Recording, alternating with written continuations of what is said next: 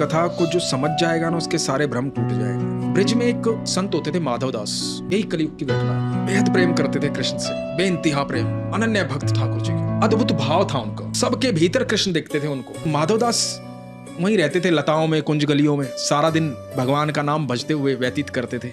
पता है भोजन क्या करते थे वो? आश्रम में जो संत आते थे वो सब जो भोजन कर लेते थे, और उनका झूठा जो भोजन बच जाता था उसको इकट्ठा करते थे। सारे पत्तलों को इकट्ठा करके, उस भोजन को इकट्ठा करके, फिर उस झूठे भोजन से भगवान को भोग लगाते थे और फिर उस भोजन को खुद पाते थे। ऐसा अद्भुत भक्त कभी आपने नहीं सुना। भगवान को भोग लगाना और फिर खुद पाना। एक दिन बड़ी जोरों से भूख लगी थी उनको, फटाफट संतों का भोजन इकट्ठा किया, फटाफट पत्तल में डाला और एक कोर मुंह में डाल लिया। जैसे ही मुंह में डाला ना, तो याद आया आज भगवान को भोग नहीं लगाया। अब मुंह में कोर है, एहसास हुआ कि भगवान को भोग नहीं लगाया। भगवान को भोग लगाए बिना खाए कैसे माधव दास?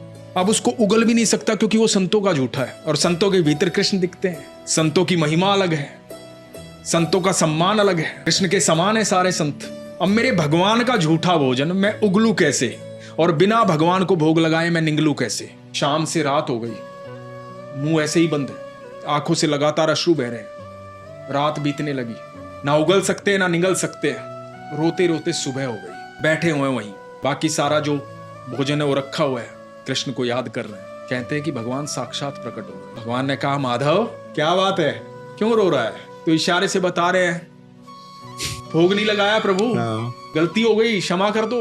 भगवान ने कहा कि माधव ला मेरे हाथ में दे। माधव ने कहा कि नहीं प्रभु, अपना झूठा आपको कैसे दे सकता हूं? बोले रे माधव, रोज झूठे का ही तो भोग लगाता है, आज कैसी बात कर रहा है, ला दे। बोला नहीं प्रभु, ये मेरा झूठा है, जिनका झूठा भोग तू मुझे लगाता है उन सबसे ज्यादा प्रिय तू मुझे है, ला दे।